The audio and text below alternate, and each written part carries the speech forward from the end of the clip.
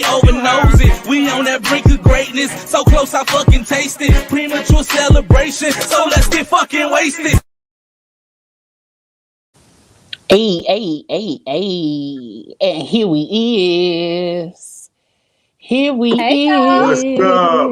What's Hola, What going it on, is, people. What it is, people.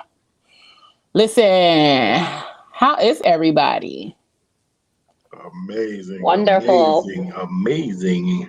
Happy to be here this evening I on know, Fat right? Tuesday There you go with your before stuff. Cinco de Mayo. As always. I don't think we live on Facebook. We're not. Let's see. You know, Yeah, it's tripping right now. I don't know what's been going on with StreamYard lately. Yeah, they wilding. And I'm It might be Facebook too, because I told y'all my post still ain't posted that I posted 3 hours ago. It's still saying it's trying to post. wow. Facebook has been That was going a through a tongue. lot. That was a tongue twister. Let's see. Don't start your mess. It's too early. How It's many posts did the 8:02. Peter Piper post for? Peter Piper post on the post. Nah. That's comedy. Oh, I don't know, guys. That's comedy. I don't know what's. I don't know. So I'm gonna just grab the YouTube. Lady link J and just said she's having share technical it. difficulties too. Huh? So Lady we J ain't just said she's having technical difficulties too. we She's ain't in streaming nowhere right now. So the radio ain't even working. Dang. We're streaming on my page and on YouTube. Yeah, I was gonna say I got the YouTube I got the notification. YouTube one too. Yeah, I got the YouTube notification. I don't have a Facebook one. Yeah, that's the one that's not showing up. Listen. People Yeah, we knocking at the definitely door on like, your page. We let definitely me on in. your page. I'm gonna go and just share from your page. So you know what I'm saying.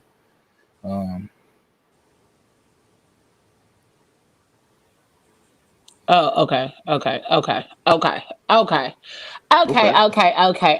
Here we go. There we Here we go. go. There it is. There it is. Whoop, there it is. And maybe. There we go. Beep, beep, beep, beep. And another one. Beep, beep, beep, beep. That's comedy. I get it.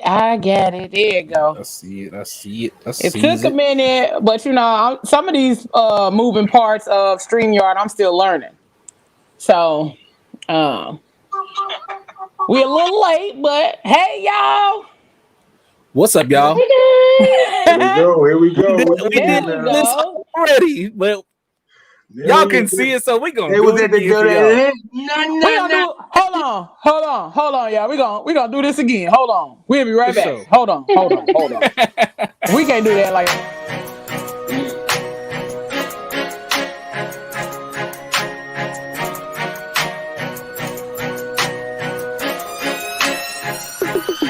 It's been a long and winding road, not to this point, but here I am. And I won't stop until my soul can't take no more, until I drop in, that's my plan. But until then, I'm grinding, I'm working, I'm grinding, I'm grinding, I'm working, I'm grinding. I'm shooting for the stars and my aim game is nice, so what I'm saying, it's enjoy. This ain't no overstatement, oh we so overloaded. We on some legendary, oh yeah, we over nosy. We on that brink of greatness, so close I fucking taste it. Premature celebration, so let's get fucking wasted. we was not gonna start off like that.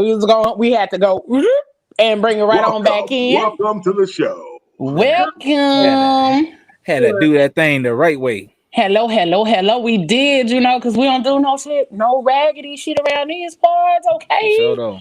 So listen, welcome everybody to another dope ass episode of the Phat Girl Chronicles, where we get all up in your business and discuss the topics that matter to you most.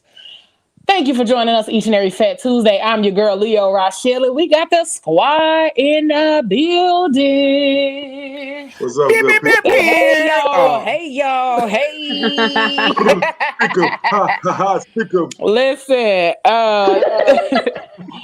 thank you, everybody, for tuning in with us on Facebook. Although we had a few technical difficulties, we thank you for being here on Facebook, YouTube, and JQLM Radio. Hey, y'all out there listening. And if you are joining us from Facebook and you haven't already done so, make sure you download the JQLM Radio app. And make sure you slide on over to our YouTube channel and hit that little subscribe button and hit the bell right next to it because you'll get notified each and every time that we go live, all right? Mm-hmm. So, we here. For sure. And guess what? Guess what, everybody? It's the beginning of another season. We have made it to season 3. Hey. Listen. What? You know, that's that old man. That's that old man. That is that old man shit. That's that old man. Goodness. It's okay. We love you for it. His hype tracks is definitely not new school. He using all the old hype tracks. Definitely old school, right? Baby Bubba. Not a baby Bubba. No, not the baby Bubba. Not say a huh. I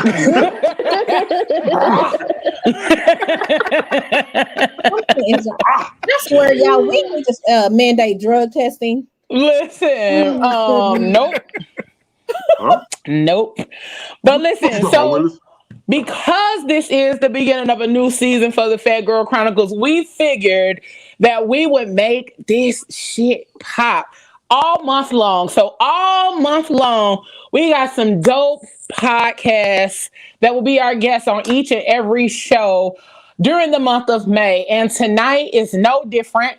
We have one of our favorites, the Ear Hustling Podcast. They over there, Ear Hustling, listening in to what y'all need and getting y'all what y'all want to hear, okay? Mm-hmm. So tonight, with our guests from the Ear Hustling Podcast, we're going to talk about, and on the first night, we got down and dirty, okay?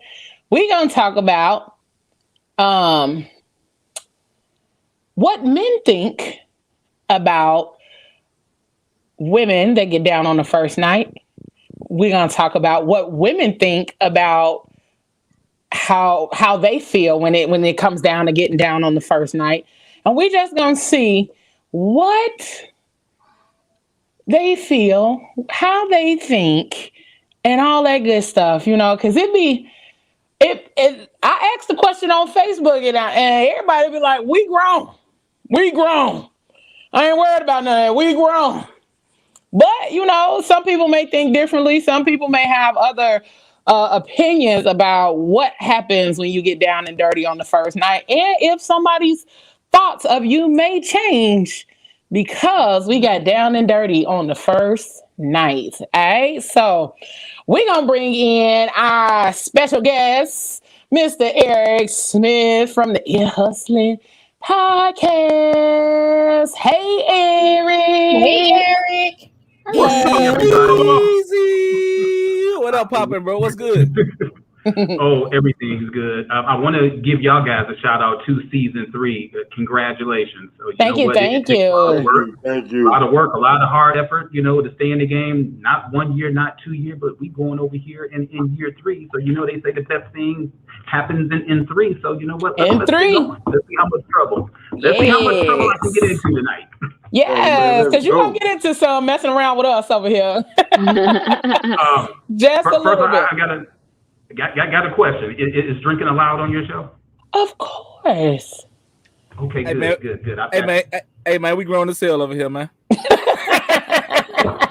you know what we are, but I'm a guest, so I don't want to be doing anything, improper. So this drink actually is going. As long as you ain't drinking out the bottle, just turning up. Yeah, like giving free advertisement. We ain't doing no free advertisement right now. No, I'm not. But you know what? This drink goes to y'all at the Phat Girl Chronicles. You've been here for 3. You know what? May you have many, many more. So congratulations. Thank you. Cheers. Clank, clank, clank, clank, clank, clank. Okay? Listen. This man just took a shot. Hey. Like a G. A Viking, a straight Viking. Like in the middle of this show, a whole listen. barbarian. Let me tell you something. I've got a new appreciation for liquor. Now, when in my younger days, I used to just get what I can afford. Now it's like, you know what, this right here is in the budget. This right here is in a grocery budget. It's like I have to dedicate X amount of dollars, to my liquor. In the middle of the pandemic, I've learned, you know what, you have to treat yourself. Treat yourself. Don't cheat yourself. Very true. Absolutely. Exactly. So you know what? Like whatever it is, whether it's liquor, you know what? Whether it's the company of a fine woman, whether it's a car, whether it's a steak, hell, if it's bologna, I'm trying to get top shelf on everything. Top shelf bologna, okay? Hey, I fucks with bologna. Come on. He said that top shelf bologna. Don't well, you know that Eckrich. I want my bologna to have a first name. Listen. S-D-A-R. That's not. That's right. Okay. Anywho, Some of these young people don't know about Oscar bologna. No, they don't. Just so you know, I'm different, and they mess with me all the time. Don't worry about it. It's okay. I've grown to love them for messing with me. So that motherfucker mouth was there with the inventors of Oscar Mayer meats. Oh.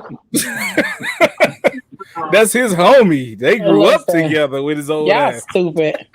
Y'all are ignorant. So, Eric, tell us a little bit about the Ear Hustling podcast with James and Eric.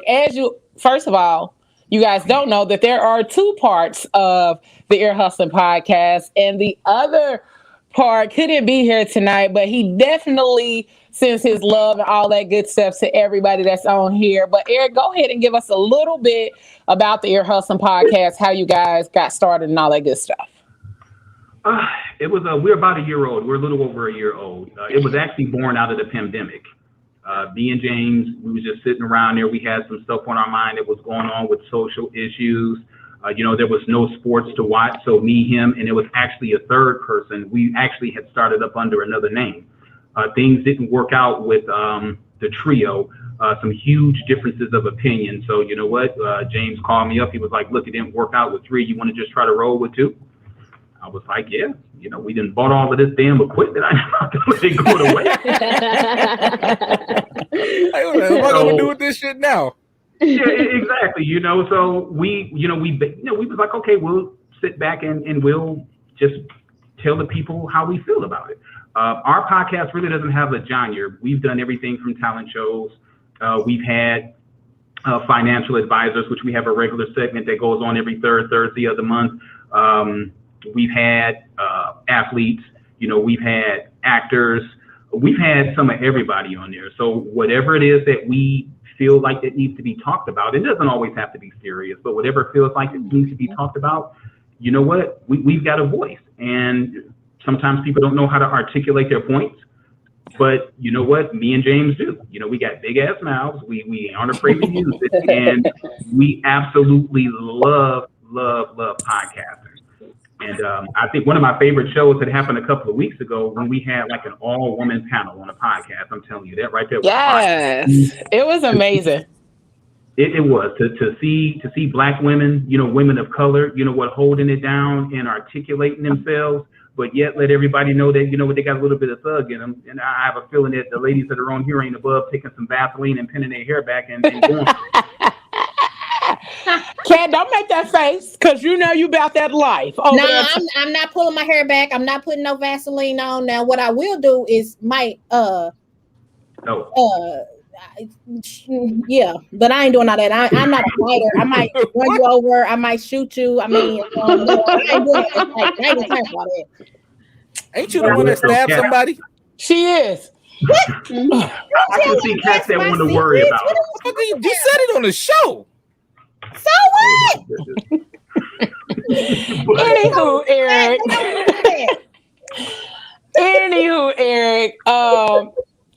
We want to thank you for being here. So we're gonna go ahead.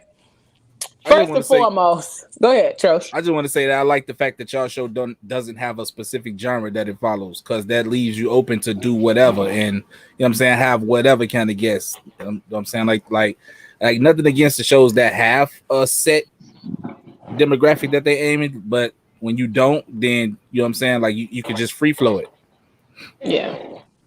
And you know what? And I'm glad you said that. And like I said, no disrespect to anybody that does have it, you know, but you know, I just had a conversation with some folks with a affiliate that we're affiliate with. We're the only Black podcast that's on there, and they've got sports, their comedy, their science. But we were actually nominated for an award. We were nominated for a best social issue panel.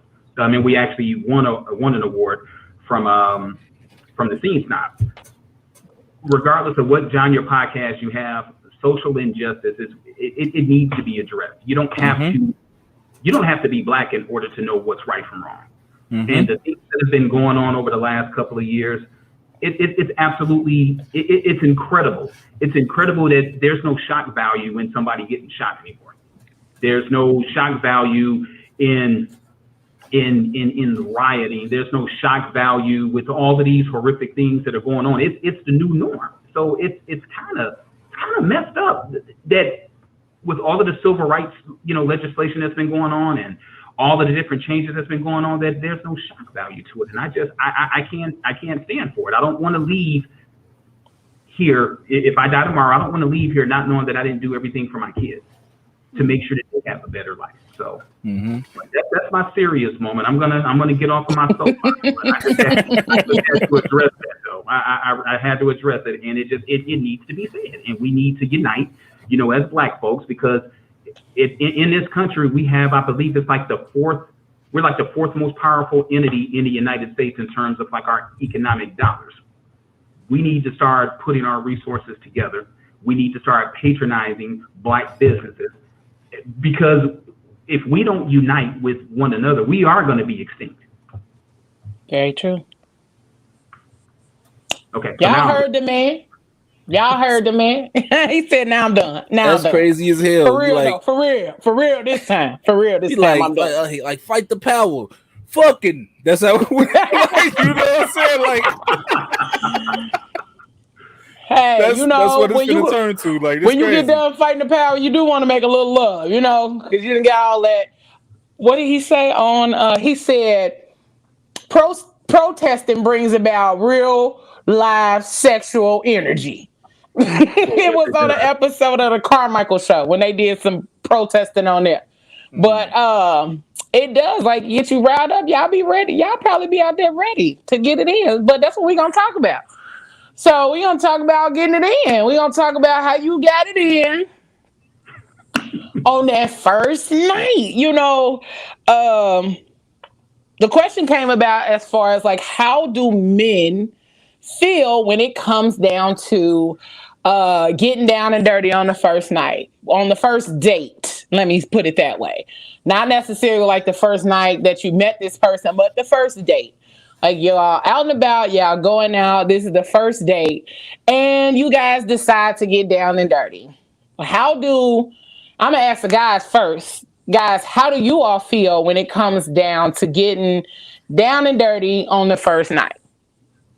So I'm not that judgmental kind of dude that's going to be like, oh, man, she did that shit ASAP, so I can't rock with her, or she don't got no standards or stuff like that. Like, nah, you grown as hell. You can do what you want to do. Just like I'm grown as I can do what I want to do. You know what I'm saying? So I don't judge nobody because I don't like people to judge me. Like, just because you did that don't make you less than. You understand? You just out here living. Okay then. You out here living. What about you, Mal? You a whore. No, just kidding. I knew that was coming. Jeez. No. I think if two consenting adults meet each other and have a conversation and decide to be grown together, that's their business. Exactly. Okay, then. All right, Eric, it's on you. You know what? I'll be honest with you. My opinion has changed since I've gotten older. When I was like in my 20s and 30s, it would happen, and it was like, yeah, it's like, you know what? But now, you know, yeah, like you're grown. It's like you got to get in where you fit in. Sometimes it just happens instantly. I don't think that there really is a timetable. I'll be honest. I think that women probably make a bigger deal out of it than guys do. But in the grand scheme of things, in the grand scheme of things, so let's be perfectly honest, with most women, they put you in 3 categories. You either gonna get it, you might get it at some point, and don't waste your time, you're never gonna get it. Never gonna get it, never gonna get it. There you go. There you go. Never gonna get it, never gonna get it. Never gonna get it. You know what, to quote Ice Cube when he said, I respect the respectable. Mm-hmm. And like I said, it really didn't have anything to do with like the first night. It's really how you conduct yourself as a lady. That's what really most guys look for, is how you conduct yourself. Mm-hmm. Now, whether you give it up early or whether you give it up late, I'm not going to say that it's irrelevant, but we're going to judge you based on how you treat yourself. And it's 100%. Funny. It's funny that you said it that way, because Todd, man, that's watching us on YouTube, thanks for tuning in. He said you either going to bang on the first date or the 25th date. Either way it goes, you banging. That's it. Okay, Todd, man. That's a very true. And Burl says she knows what she wants and she knows what I like. It's a win-win.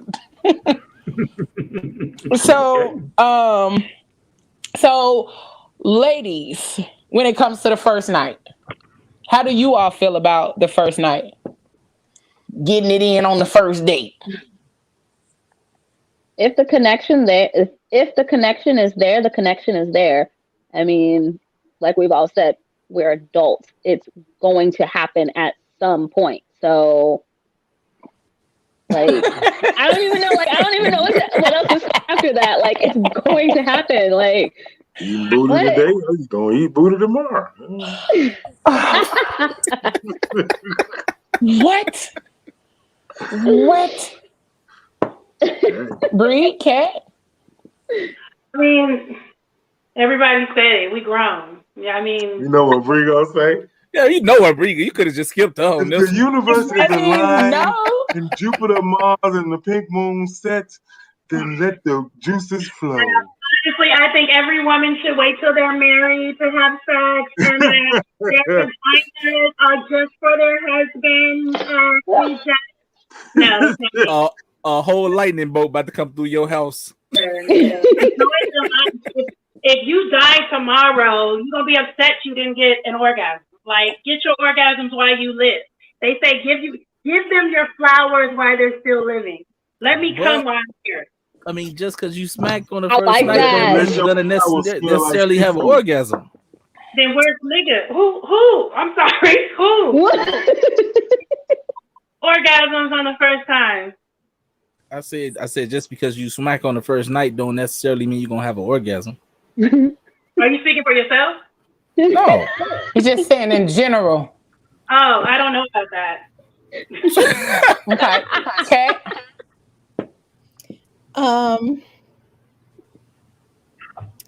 Well, Jesus. Take him to the scripture, Pastor Cat. Take him to the scripture. I'm not doing that. No, for real. Okay, all jokes aside, no, I don't have any issues with having sex on the first night. At my age now, I'm definitely going to do it if that's what I feel like I want to do. But at 17, 18, if I wanted to sleep with you on the first night, I was doing it then too. Like, if I meet you and I wanted it, then that's what we did. So I'm very sexually free, and I feel like every woman should be. Like, everybody, especially women, should have that option. If they feel like they want to have sex, they should be able to have sex without people judging them or putting them in a category of being a whore or being loose or about, being nasty or dirty or whatever the case may be. It is what it is. And if you're an adult, you can make an adult decision, then by all means, go for what you know. That's Get right. what you Yeah, Go tell 'em. for what you know. Be free. And I definitely, Yeah. I'm charging $40. Be free. I definitely feel like society hinders a lot of people from doing that shit, even though they want to do that shit. You know what I'm saying? Like they don't want to be Absolutely. looked at a certain type of way, so they don't do it. Do well, we have the conversation. I was at the barbershop, and I y'all know I love going to the barbershop and talking to the fellas at the barbershop. But do one of the things that they stated was that a lot of women seem to overthink the acts of getting down on the first night because they don't want to be seen as Mouth said, a whore. They don't want to be seen in that light. They don't want to be seen that way, or they overthink it, kind of like, they think it may ruin the chances of actually having a real deal relationship with this person. So Do what are you guys' thoughts? Um, Before I answer your question, I just want to say this for me, and I don't know if any other women feel this way, but for me, for whatever reason, the way my psyche is, you'll have a better chance of sleeping with me on the first night than if we talk for 2 to 3 weeks. Because at 2 to 3 weeks, now I'm starting to feel self-conscious about myself. Like, oh my God, like, whoo, I don't know if I want this person to see me in this light or this way, or I don't want them, and I really start to overthink it then. But on the first night, and I don't know you, you don't know me, it's like, shit, it is what it is. I'm gonna do what I do, you do what you do. We gonna like it, love it, hate it. But if we hate it, I ain't never gotta see you again. If we love it, I've broke that ice barrier, as opposed to us talking for 90 days, how people have their 90-day rule. And then it's like, well, shit, I mean, we just been dating, but like, do I really want you to see me naked now? Like, I mean, you think this of me, or you gonna think this when I do these things sexually, or like, what does that look like? I don't know. That's just me personally. It just feels like weight, like so much thoughts, like all of that stuff is so heavy. Like even the opinions of how is he going to think about me? Like the majority of the world doesn't even know what they think about themselves, but they spend their whole life worried about what the next is going to think about. That shit just feels so heavy. You know what I mean? I like the sexually free. I like the free breed. That boundary, ooh, child. Unless I'm being tied up, but that's totally different. That's like a kink thing and not like bound. So Kiana said, hey y'all, it always seems men act cool about hearing women sexing on the first date, but when certain women do grown things like that, she's judged. That's actually very true. I was having a conversation. I posed this conversation to a group of friends of mine, and the one guy, he was like, well, if she did want to have, sex with me on the first date, then I probably wouldn't think of her as long-term relationship material. Or yeah, for him, like he was like, for me, it wouldn't be a long-term relationship with her because she had sex with me on the first night. And so it's like that. Yeah, that's your preference. That understandably so, but it's one of those things. It's like, you're missing out. Like you just disqualified her from a long-term relationship just because she obviously felt a connection with you enough to have sex with you. And then he went on to say, well, I would wonder if she did this with every guy that she dated. And it's like that. Why does that matter? Exactly. At that point? It has to do something with self-confidence too. Because I feel like everyone would want to sleep with me on the first night. Oh no, I could not. Can we put Chi O coming up? Hold on. We got a few more. Nicole said, I'm weird, so it takes a minute for me. After day one, I don't know if your feet stink. I don't think it speaks to the success of your relationship, though. It definitely depends on what makes that person feel comfortable so that they can be nasty. I love Nicole. You gotta read her second comment a little bit down a little further. Her second one. Oh, okay. And then Chi O said, unpopular opinion, I am not granting access to anyone to my body. I think this mentality is why there are so many issues with relationships now. And it's crazy because like when you started this unpopular opinion, it's not that unpopular. You know what I'm saying? Mm-hmm. Like people actually run with that, and that's a real thing. And I can see what she's saying though. Like that's what the issue with relationships. You know what I'm saying? Because I got to the goal line already. Like what the fuck else? You know what I'm saying? I already did what I wanted to do. Basically, that I think that's what she's saying. I'm not saying that. I took it as she was basically saying, wait up damn near to marry to have sex, or to definitely I'm like 100% comfortable with whomever. Like they gotta earn access to her. You know what? My opinion. But if her body wants it, it doesn't matter, because those are her fleshly needs. And not only for her, but anybody else who feels that way, you know, they have to get past that flesh wanting desire, which is when you have to go into prayer and meditation to get you over the hump so that you will save yourself. What'd you say, Bree?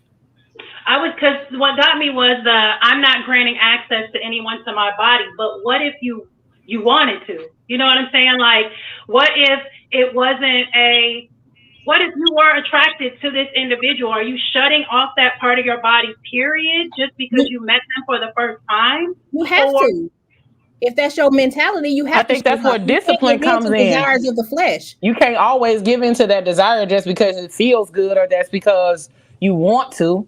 That's just like you being in the store and you see some shit that you want. You gonna steal everything that you want. Oreos. You gonna steal some shit, everything you want. So I mean, it's kind of where the self-discipline comes in, where you have to decide on if that's how I feel all the time. Is it that I'm actually attracted to this person, or is it that I just like having sex, so therefore I'm just going to choose to sleep with, you know, every person on the first night? So I think that's kind of what she's saying. Like, you got to kind of be selective in who you choose to give yourself to. You was about to say something, E? I was. I think really it depends. It depends on really how safe that person feels with that person on the first date. You know, there's been times where there's been like an instant connection. You know, you wind up having sex, the relationship lasts for a couple of years, and then there's times where you've waited for somebody for like 90 days or 6 months. First couple of times you do it, it's like, and then you go. And it just really depends on the safe feel. And you also got that. You also got that other lane too, that we seem to keep missing. That sometimes they do it on the first night and the motherfuckers still together. This is true. Yeah. There are everything happens different for different combinations. So you know, you got to find out what's your best combination. And really, it's like the man and the woman. You pretty much know when you look at each other after that first couple of minutes. You pretty much know what's getting ready to happen. Yeah. You know, there's some people who you can kind of persuade and coerce into it, and then there's other ones that's like, nah, you know what? I'm not even going to try it. But I'm sorry. And then you got that thing where like, oh, like I see you, yeah, I'm on that. But then you open your fucking mouth and I'd be like, God damn, I thought it was something more there. I'm gonna just do this and get the fuck on. You know what I'm saying? Like, I'm gonna just do this and get the fuck on. Let me pose this question. I've asked a lot of women this question.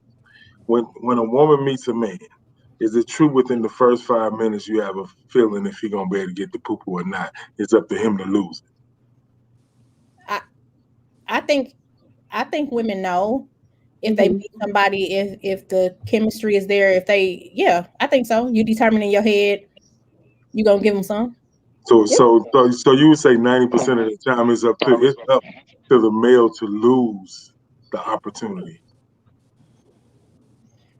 Oh, I don't know if I would say if it's up to them to lose the opportunity, but I mean that's well, you know what? I'm gonna say have you ever met a guy in the first 5 minutes? You're like, oh yeah, he can get this, and then y'all start talking. He say something stupid, and you're like, no, he can't. Yeah. So therefore, he had the opportunity. Briefing to lose her goddamn man. I mean, I don't know, because you know, sometimes if people are just like a straight asshole, but there's still some type of chemistry there, it's like, okay, like I want to give them some and we can do this, but then maybe not go past that. And that's what we talked about before. People are in categories. Either we just gonna be together and just sleep together, we gonna be together, and it might be something else. We just gonna be sex buddies. We've had this conversation before. So maybe if they an asshole, maybe they just go in that category. Not necessarily they get turned into a hard no. Dude in her. I got a question. I got a real quick question. Go ahead, Eric. Eric. I got a real quick question. Now, y'all mentioned about a person being an asshole. Now, me, I'm nice by nature. Is it more likely that somebody's got a little bit of an attitude that's going to get it quicker than a nice guy? Probably. Oh, that's a good question. I definitely think edgy is more attractive. Yes. To like, I think females feel like edgy is more attractive. I think it depends. That's not the case for dudes, though. I think it depends on. Now, dudes don't look at like, oh, I need a bad like a fucking thug. You know what I'm saying? Like we don't look at that shit. Like it's just the opposite with us. Now, I'll be honest. I have gotten more first date hits from people that were exactly opposite, a little thugged out, a little bit on the edge, because they thought that they was going to teach me something. but they'll sit there, they'll talk all of that stuff like, well, I wasn't going to do it, I'll do that. Like, you know what? Like, we'll see. Hey, nah, they ain't what it was. Eric said he slid in there with the shoulders. I'm Mr. Nice Guy. That ain't what it was. What was the nice dude? You was the nice dude, and they was a little violent. They thought they was gonna be beating your ass and making you do it. They was like, "Oh, he too fucking nice. Let me go ahead and whoop on this nigga and take his money." You know what I'm saying? You know what? I had this one experience where I was talking to this girl. Never really went out on a date, but I was talking to this girl. So she was telling her sister, but like, oh, he's real nice. He's real sweet. And her sister was like, you better watch him. He gonna get you and he gonna tear that pussy up. Like watch and believe. Like watch and believe. And you know what? And it happens more times than not. Because I tell them, don't let the smooth speech fool you. Like when we get up in there, when we get up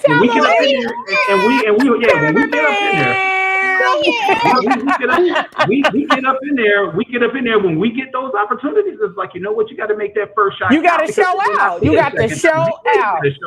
You got to show out. And what you say? AG woke up in the morning, bought you a sash, say King Ding-a-ling. Absolutely.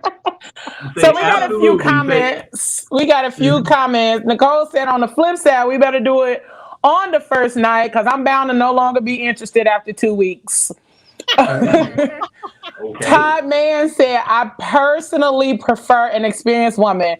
If she tells me that she's only been with 2 dudes and she's 40, I'm going to be like, nah, I'm good. Wait, can we comment on Todd's comment? So, okay, if she says she's only been with 2 dudes, but how does he feel? Like, do you really ask somebody how many sexual partners they have? Because I know sometimes that's a turnoff for men too. If they tell you how many partners they really had, then they be like, I mean, yeah. I'm good too. So does it, you said 2 is not enough, but what number is too many? If it is too many. And then just because you only had 2 partners don't mean y'all don't be whacking every day. Like you got experience like a mug. You just only with 2 people. Every day. You said every day. And if you got 30 partners, you could be whacked too. I mean, like just because you had more partners than 2 don't mean you not experienced or don't know what you're doing. And that person in their 40s could have been married. They could have had married, did their thing with their significant other, and then stuff didn't work out. They had like one other. So, the amount of people, I'm not going to say it doesn't matter, but it's the quality of what's going on. So it's quality, not quantity, because, his or her partner could have taught them everything under the sun. They could have been into all sorts of stuff. True. Michelle said you can be selective with who you share your body with and to what degree, as long as the conversation is had up front about the expectations. Agreed. And then Nicole said, going back to what Eric said, depends on the safety, and safety matters. Todd said if we have no sexual chemistry with the person, then a relationship is going to be hard. Very true. I think so. Yeah. Chi said, to be honest, I have yet to see those who deem themselves sexually liberated. Somebody got something going on? Somebody tuned in. That's all right. Chi said, to be honest, I have yet to see those who have deemed themselves sexually liberated, truthfully happy. Something always comes up. There's always this insatiable need that usually turns sour. I'm happy. I'm truly happy. I knew Bree was gonna lose her fucking mind over that one. Right, because I was really saying Bree happy too, so she won't say it because you see her face. She like, wait a minute, here we go. Because how are you determining somebody else is happy? You know what I'm saying? Like, No, that's just an opinion of someone's happy. Like, monogamy might be happy for some people. It may not be. You feel what I'm saying? How can you say who's truthfully happy if you're not them? Because I'm happy. She said she's yet to have To seen meet it. Like somebody she hasn't seen it. Follow me on Facebook. I am Brakita Goodwin. Latanya says sex is overrated because everyone bases it as the most important point in dating someone. You can be sexually attracted to someone, but that doesn't mean sex has to play a role so early on. I think the problem is that people shouldn't make it a thing. If y'all want to have sex with that person, the feeling should be mutual and not on the grounds of, well, I'm going to make him wait because those are the rules. Live your life and do what you want. But that basis, it's the basis for me. Shut up.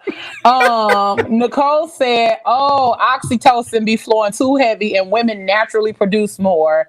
That's how antifreeze end up in dudes' blue Kool-Aid when they don't answer the phone. Okay. What is wrong with her? Yeah, Nicole. Oh, it's my soul sister. We need What to is go wrong on with that her? break. Mama Trosh said, like, why did you tell your friends? Now they want some. Talking about what Eric said.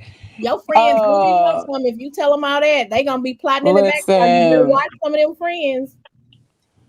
Marcus said some people have had a lot of sex experience with few partners. More partners doesn't equate experience. And True. then Tavana said, in general, it doesn't matter how many partners you have or had. You will have to train a person how to please you. For sure. That is very true. And Chi said she was going based on her own examples that are around her. She didn't generalize. She was just saying those that are around her. So, yeah. Y'all over here bumping in these comments. So I want to thank y'all for, being here. Thank y'all for hopping in on this dope conversation here. We're going to hit that share button. Make sure you subscribe to the YouTube channel. Thank y'all that are tuning in from YouTube.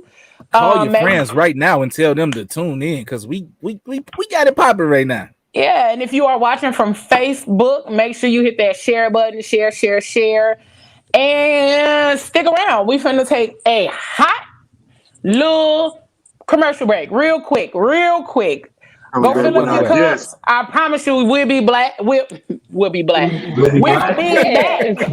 We'll be back in the blink of an eye. Okay, we'll be. After these messages, we'll be right back. Who says you have to spend hundreds to thousands of dollars for airtime slots on television or spend years trying to get picked up by Netflix and mainstream media just to launch your Hollywood-worthy content? Well, not anymore. Now there's a solution for content creators of all budgets. Ego Entertainment Network presents Ego TV. This is your solution. Coming to a mobile app store and television near you, June 30th, 2021, on Roku, Fire TV, Apple TV, and more. Take advantage of our introductory offers. Submit your film, episodes, or series to be included on the network for the launch for only $50. Secure your 6-month advertising spot for only $75. Want to be included in the mainstream rollout on Comcast and AT&T Uverse? Sign up for only $175. Ego TV Network, in partnership with Tajadine Raleigh Productions and Lions Blood Entertainment, is a full-service television production network providing Ego original content and a top-quality, affordable platform for other independent creators everywhere. Contact us today at www.egoentertainmentnet.com. You must sign up by May 5th, 2021 to be eligible for the introductory offer. Ego TV, providing fresh new content and electrifying entertainment. A division of Ego Entertainment Network, a full media production company consisting of television, digital magazine, and radio. Ego, empowered greatness optimized.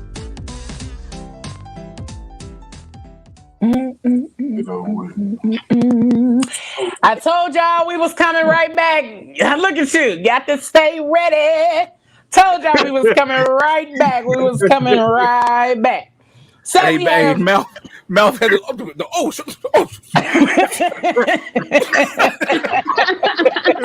Hey, he done took off his shirt and everything. Like, we usually be going longer than that. I told y'all we was coming right back. Commercial break. So That was quick, y'all. we had a couple of questions, and Michelle wanted to know: do men know within the first 5 minutes of meeting a woman that they want to have an interaction with them? Of course, men just want to fuck most of the time.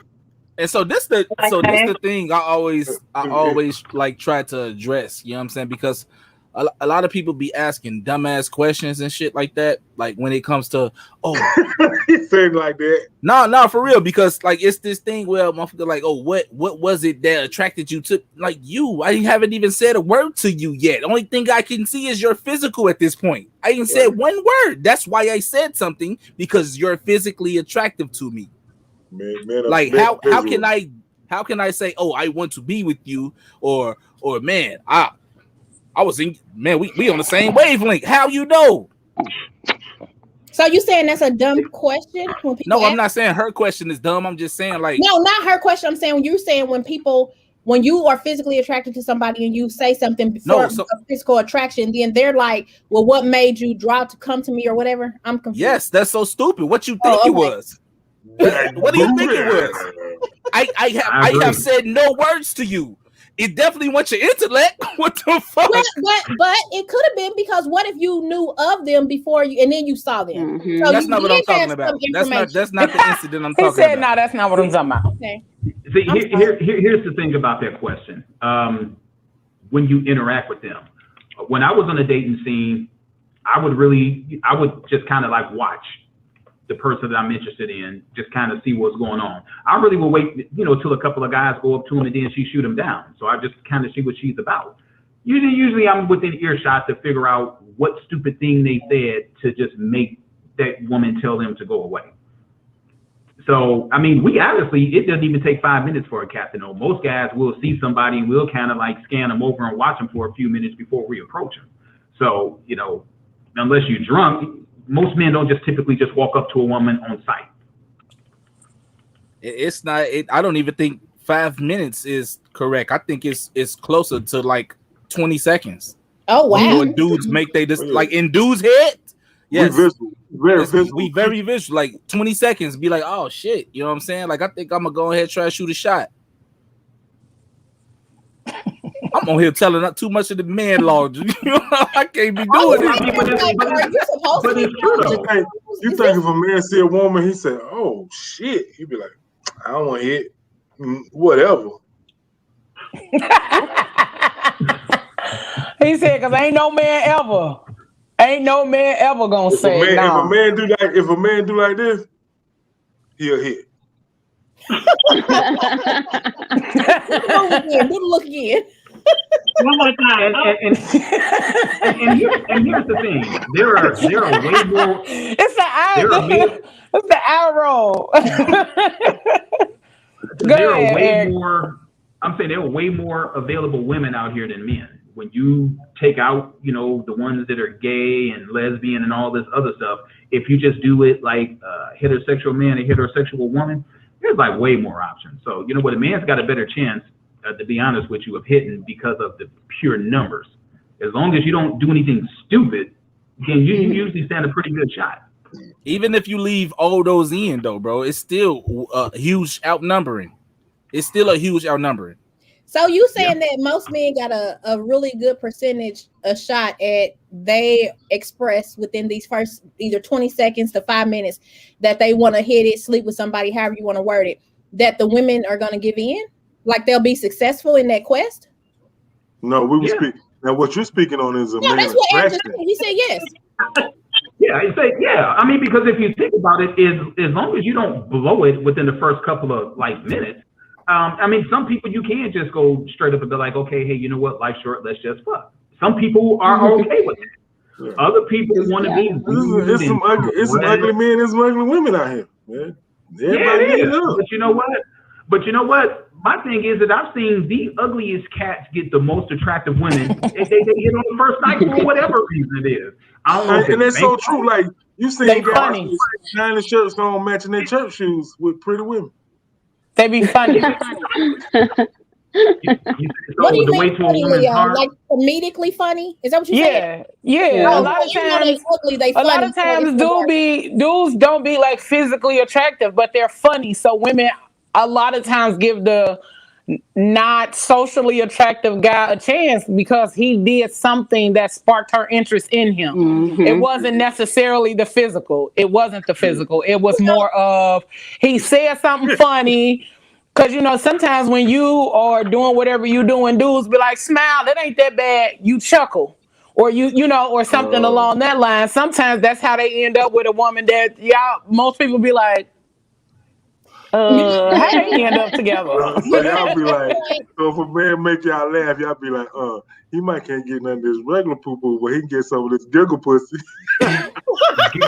No. Don't start. It's 8:51. You got 9 minutes. But you know what, Leo, you're right. But I think that will actually lead into a whole nother conversation, which is the topic of there's a lot more. I don't think women look at men from a straight physical standpoint like men look at women. So therefore, you do have a lot of more attractive women that date men that may not be that attractive, whereas vice versa, men, like a couple of these guys have said, no, it's straight physical. Like if it ain't nothing popping physically, like we whatever. And I don't think it's like that with women. Women do give guys a chance. And that makes sense. So Marcus said men are visual creatures. Of course we know in the first 5. And then Nicole said, therapist brain alert. Why do y'all think these rules were created? Also, if you were raised by parents who instilled the beliefs that sex on the first date is a no-no, how did you learn to embrace the different ideas without shame? They kind of you live and you learn. You know what? Just like with everything else. They had their first orgasm and realized wasn't nothing bad about it. Lord Jesus, that is not it. I don't think that has a lot to do with it. No. You know what? My mom and dad, they had sex on the first night, and up came my oldest sister. So you know what? I disagree with that. When we had to talk, Pops was like, "Look," he was like, "if you decide to go do something," he was like, "whether it's the first time or not," he was like, "make sure you lace up because I got your mama pregnant on our first date."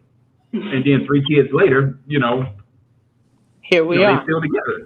So yeah. So you know what? At this point, you know what? It's 2021. We done lived through a pandemic. We should just go ahead and just go for what we know. If you just want to do the one hitter quitter, do the one hitter quitter. And if it turns out to be something more than that. What did the year have to do with it? It's 2021. basically that time changed. 2021, Basically that time changed. YOLO, you only live once. Look what we done been through. Look what we done been through. You know what? And it's going to wind up coming to pass in a couple of years about how many pregnancies have happened since the pandemic. So there's been a lot of folks, that had messed around there and hooked up. COVID or not, it was like, you got needs, you got needs. Yeah. The second baby. But exactly. It's definitely a baby explosion because my daughter during the pandemic, I'm about to have my first grandchild. Congratulations. Thank you. The guy that she was dating, they were like dating and next thing I'm like, and she was like, what it is. It's like when you know. So she wound up finding her love during this pandemic. But when you know. And there's nothing wrong with about that as far as like being loose and all of this other stuff. So it really depends on your belief and your comfort level. But yeah, I'm not going to be judgmental. This pandemic has taught me a lot of stuff. If you don't go out there and you don't go after what you want, you're going to miss out. But be safe and be respectful. My parents never talked to me about sex, period. That was just my mom's mom passed away when she was really young. She didn't know no better. But my goth thing came in with religion. when I went to church. Like, I will say it, I think religion is the biggest cock blocker ever, right? Like, I think that it was one of those situations where I was told what I should be doing, right? And I did it the way church folks and religion say you're supposed to do it. And I still was not happy. I was married for 7 years and didn't even know my own damn body because I was taught that my body was never, it's wrong to explore you. It's wrong to touch yourself. So we're telling these women and girls this shit. So then we get with men who are supposed to tell us our bodies or all this weird jacked up shit. So for me, it was all about going to the root of, Bree, do you believe what has been told to you? Like, why is it that you are not able to be sexually free? Why is it you can't be financially free? Why can't you be emotionally fucking free? Why do you care about what everybody else is telling you have to do? And that's what I feel like that was the biggest hurdle for me to come out of, was that box of shaming myself because of what other people told me was wrong about me. So you feel what I'm saying? Like, I think if we live more to the truth of what we desire and the truth of what we believe and not all these boxes that were put in. He's going to think I'm a hoe. Well, he's a hoe. Very well said. Very well yes. said. So you Thank touched you, yourself Pat. and Thank you, son. went off the chain, huh? Anybody? And I think the rules were created, going to that first question, I guess, were to one, kind of keep the purity of a woman, I guess. But yet no one really cared about the purity of the man, in the sense. And so everything was always just forced upon women. The woman. Mm-hmm. And I think that's why those societal rules were created. Oh, if you do, then, you know, you're not valuable anymore. No one's going to marry you after this point. Oh, that's kind of like that show. What's that show that was on Netflix? Where they call it, like, they take all the women to the ball in their pretty little dresses to try to find a husband. But if somebody has sex, that means they soil. Like a debutante. What was it called? Yeah. Bridgerton. Yes. Yeah. Yes. And I mean, that's how it's always been. Like, you have to keep your purity, and it goes with what Bree was saying about religion and church, and how everything, you aren't taught about, you know, being in a relationship and having sex, and you are taught that it's wrong. It's wrong. It's wrong. It's wrong. Like, no one ever had the conversation that when you are with your husband, it can be pleasurable. You know, as a woman, you can enjoy it. No, we've just always been fed the shit's wrong. Well, because biblically speaking, you know, from a biblical perspective, it was you only have sex to procreate. That was it. That's all. It's not supposed to be anything other than that. Which is why, you know, a lot of things that I do say in, you know, on here in my private life, whatever, people, when I say I'm a minister, they're like, what the hell? Like, what? Because I don't do typical churchy ministry stuff. Like, yeah, I'm way outside the box. Like, I've been outside the box since I was probably 2 years old, but I mean, it is what it is. Nicole's comment. Right. That's what I was over here laughing at. Because she's dumb. Going back to Africa. Because she's dumb. And if you know where that's from, it's hilarious. But she said, kind of going back to the comment about ugly dudes, it's the confidence in ugly dudes too. Like, they're always gonna step. Some of the cute dudes be wanting to be approached.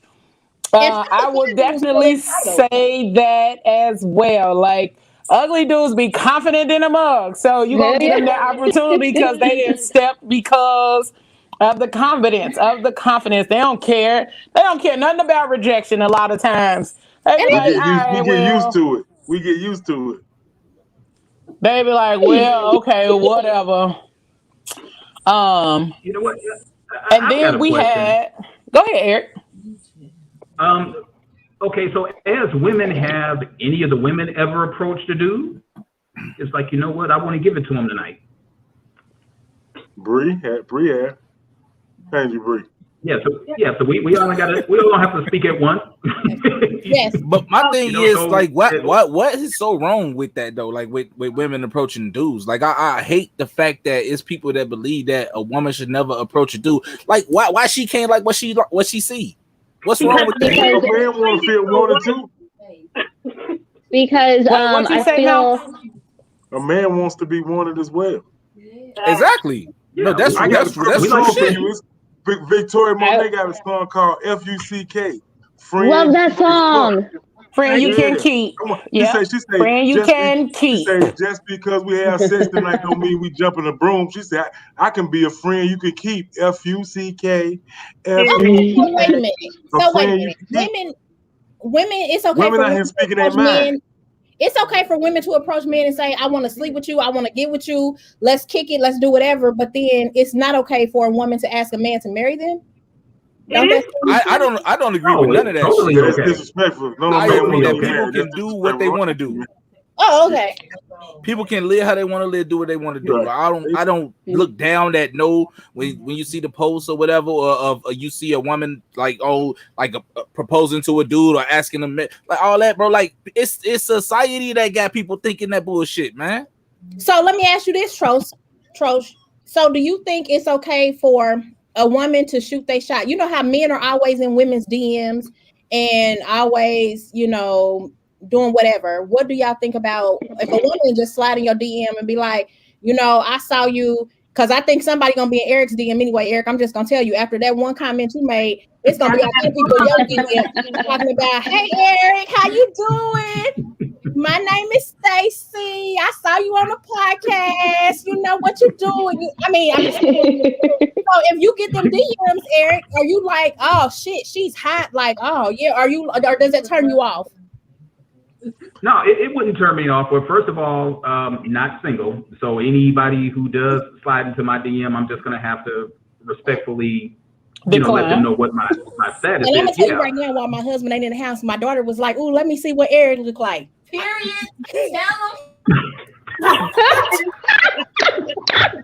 What? Why did you just embarrass her like that? Why did you do that?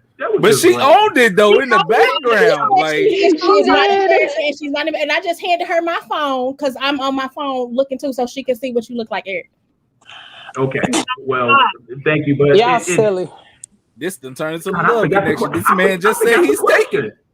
I forgot the question. What was the question? Right. That's why I'm like this. She said, how would you feel? Did you ask the question? We feel the same way you feel. The question was if an attractive man comes at you. Wait. Hold on, Mal. If an attractive man. Would you think that's a turn off or would you be okay? You know what? If I got approached by a woman, I would be fine with that. That wouldn't bother me at all. Because you know what? You don't know what you don't know. So I wouldn't turn down anything as a single person. So yeah, I'm perfectly fine with it. Hell, somebody, please let me know what's going on if I was single. So, men, we like attention. We really do. The same thing that we do for women as far as like catering and pampering and stuff like that. We like that every now and then. So, it used to be one of those things where I'm not doing this for him or I ain't doing that for him. He's got to do this for me first. He got to do that for me first. You know what? What one person won't do for you, there's probably 10 of them will. They just don't know where you at. You know what? That is. And that's why I was agreeing with Mel when he said that, you know what I'm saying? Because it's like why it got to be one-sided in that aspect? Like, why you the only one that can want all this, like, want to be wanted? Like, bro, like, we human beings just like you. Like, what's wrong with you showing me that you want me as well? Like, come on, bro. Like, stop this. Stop the madness. So Pam said, yes, she has approached a man. May not have always been sexually, but I've said that a man was good looking today, and he didn't say a single thing back. LaKendra told Pam that you should have yelled, "You ugly," and that's what they do when you don't want to holler. Because that's exactly what they do. You go from being thick to being you go from one extreme to the next when you don't want to talk to them. Let's see. Gosh. Oh, we had a question on my page. Dominique says, so after the first night situations, how do you redirect the situationship to a relationship? And is that possible? Hold your answers. Hold Wait, your answers. ask that question again. I ain't Okay, hear that. wait. So after the first night situations, how do you redirect the situationship to be a relationship, and is it possible? Hold your answers. We're going to go to another commercial break.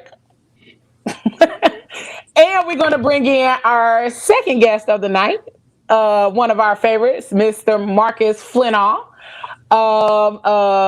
He's the Chicago cheesecake guy. He's going to bring in some information and holler at us on this subject tonight. He's going to weigh in with us. So go fill up your cup one more time. One more time. We're going to take another commercial break. We'll be right back.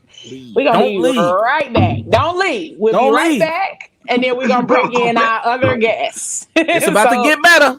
It's about to get better. Stick and stay, peoples. Here we go.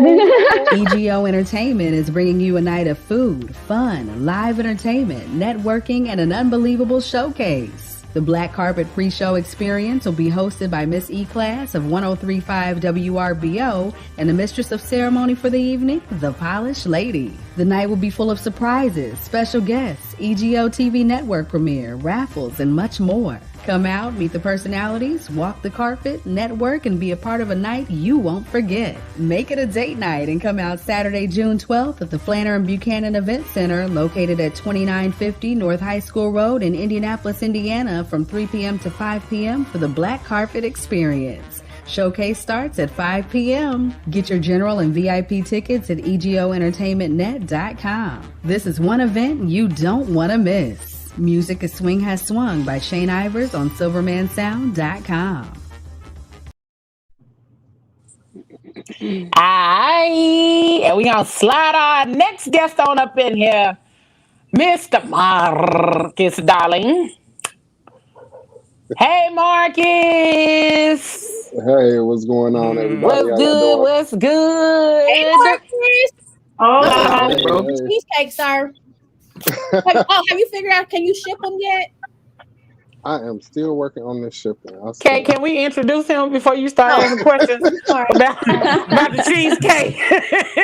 Kat said, F all of this. I need to know, can I get some cheesecake? Okay, I'm sorry. Hey, Marcus. This everybody, this is Marcus Flinall. He is one of our avid viewers, and he always has really, really great stuff to say in the comment section. So why not have him on for this very, very interesting topic? So, Marcus, tell us a little bit about yourself. Why you want to open that can of worms? Listen, because you always have some really funny and dope stuff to say in the comments. So why not have you in on getting down and dirty on the first night? For sure. Tell us a little bit about yourself, and then I'm gonna re-ask the question, and then y'all can go off. Okay? I'm Chicago cheesecake guy. Been in business since 2007 actually. This kind of started as a hobby, and it just kind of grew over the years, and I am inching closer and closer to building my brand, as you guys are always talking about on the show. So it's real, baby. So yeah, I'm excited to be here. I'm definitely excited to be here. Get it. We appreciate you for coming on too, bro. Right. Thank you for being here. Like she said, you always in the comments every week, bro, asking interesting questions and giving some interesting, like. How you gonna freeze? Anywho, it's okay. So the question. So after the first night situations, how do you redirect the situationship to a relationship, and is that possible? Marcus, I'm gonna let you take it first, and then everybody else. Because Marcus just hopped on here, so we're going to swing it around. I'm one of those people, you got to let that type of stuff happen naturally. You know, people are always trying to figure out a way to make something happen. And if it's not supposed to happen, don't make it happen. Just let it happen naturally. I like that. I would also be like, so y'all can do what y'all do. It's just a conversation. If y'all feel like, oh man, we should probably entertain this a little more, just have a conversation. That's it. Like if the answer that you get from the conversation is nah, we ain't gonna rock like that, don't rock like that. But if y'all want to do it, like keep rocking with it. Like he said, let it flow naturally. Like if it happens and blossoms something. Damn, son. Yeah. That's the thing. You gotta have that communication. Agrees with Marcus and just let it happen naturally. You gotta have that communication. And like he said, you know, have that conversation. Be like, hey, you know, I know we was just, you know, hitting it and whatnot, but some things have changed. And you know, we need to have a conversation about it. Right. Just be real with it. And be mindful that everything doesn't need a box or a title to it. Like when you went on that date, it wasn't considered a situationship. So why now that we've had sex, is it now a situationship, and are we going to be in a relationship? To Marcus's point, to Trocia's point, to Kat's point, let the shit just flow. Like, why are we so quick to, now we go together? No, we don't go together, my guy. Yeah. Well, I think as long as both people thinking. We go together. As long as both people agree, I do believe that a conversation needs to be had. A label doesn't have to be cool, but you know, everybody needs to know their role. Am I the occasional piece of dick, or you the occasional piece of pussy that I'm gonna have, or we just like cool, or you know, am I like that person that you call on the 17th of every? You know, I need to know what's going on. So it's gonna be up to us to decide whether it's that or not. But the conversation does need to be had. Absolutely. But you know, sometimes people are scared to have that conversation. They be okay with continuing with the sexual relationship without trying to even push it. So, you know, it's like if that's what you want, go after what you want. Have that conversation. If they say that ain't what they want, deuces. Move on. That's all I'm looking for. And it's just the I don't want to try to demographic of that conversation. It's just how that combination goes. But like, why is that? Like, why is that question so? Like, why is that conversation so taboo? What the conversation? It ain't even taboo. What are we doing? It ain't even taboo. But why is it so? What is it that we? It's not taboo. It's that they fear rejection. Are you talking about the what is this? What are we doing? Conversation? Yes. Like, why is that so? People don't like being asked those kind of questions off guard for the simple fact that they cannot lie.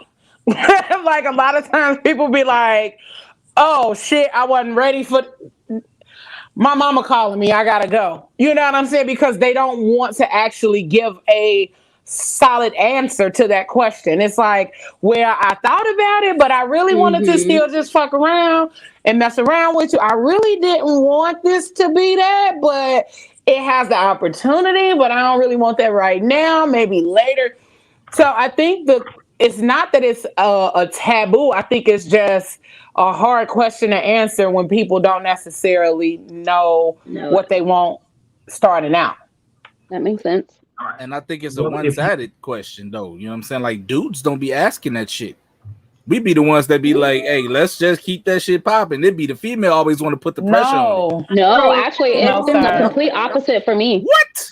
No, I'm going to have to disagree with you there, Trosh. What? That wasn't the case. Apparently, everybody on this panel got some good ass. Yes, we are very intellectual. I want to know though. What if they you said that at the same time? So what if you mess around with somebody and they got like a boyfriend on the side, and then they just wanted to just be like that one night stand, but they want to be able to call you up, you know, whenever they feel like it. So why shouldn't I know what's going on? Why shouldn't I know what I'm walking into? Now let me decide whether or not it's okay for you to be messing around with me and somebody else at the same time. My thing is, I'll get pissed off if I don't know. And I think that's the thing. I think people don't want to lay their cards on the table. They don't want to say, hey, I'm messing with you and this other person and this other person and this other broad across town. Some people do not want to lay their cards on the table for the simple fact that they feel like they are going to lose one of their star players. So in order to not lose one of their star players, they're not gonna lay their cards on the table. They're gonna be like, well, this is what I'm doing, and it's just with you. Instead of being upfront and honest and giving you the opportunity to choose what you want to do in that situation. I actually posted today. The real game is telling her the truth and letting her decide what she wants to do with it, and vice versa. It's telling him the truth and letting him decide what they want to do with it. It's not a matter of people playing around. Don't play around, because if you out here just humping everybody, now you playing with somebody else's life. If you not being truthful about what you really doing out here in these streets, and the people that you messing with not being truthful with you either. True. So that's right. And that's like I always tell people, like, everybody come with baggage. Allow me to know how much baggage you have, so I'll determine if I want to be bothered with it. Yep. If I want to carry your baggage with you, help you with it, whatever, give me that option. That would have caused a lot of people to have to walk. And a lot of people don't walk the truth. So it's not that they don't want to tell you, they don't know how to tell you. You know how many dudes I've run across in this poly life who are almost like, well, women aren't as open as you, Bree. There's so many women not open as you. The minute you say this, they're going to cut you off and woo, woo, woo, woo, woo. You don't necessarily know that until you give the person that opportunity. But I also think that we come from, you're only supposed to be with one person. Monogamy is the way. You can't have multiple partners. But in our world, like, this shit is happening. Like, you're able to, being poly has taught me how to communicate greater than I've ever communicated being monogamous. Ever. You know what I'm saying? Identifying your truth. You know what, on monogamy, us as human beings, we are not monogamous by nature. We just simply aren't. Being monogamous I've been saying that for years, Eric, and nobody listens to me. I've been saying that for years. We are not monogamous by nature. Usually some sort of overpowering feeling happens, whether you catch feelings, mentally, physically, whatever. You would have to have an experience that trumps everybody else's experience so great. It's like, damn, I want to keep this feeling. I want to be with this person. And then, you develop stronger feelings, but we're not monogamous by nature. We're not. We're not. Otherwise, the first person that we have sex with is the person we will wind up marrying, but we're not. And I think somebody, and I forgot who mentioned this, said that some people believe that, the sexual process is just to reproduce babies. No, because a woman wouldn't have a clit and a man wouldn't be able to make a baby if that's what the case. If it didn't feel good, we wouldn't want to do it all the time. I mean, and to that point, it's almost like we're all actually poly by nature, if you really want to go there. Because when you really talk about being poly, you're talking about the ability to love more than one individual. I've been saying that for years too. Ideally, all of us are poly. I love my mama. I love my girlfriend. I love the kids I work with down the street. What? Don't put your mama in.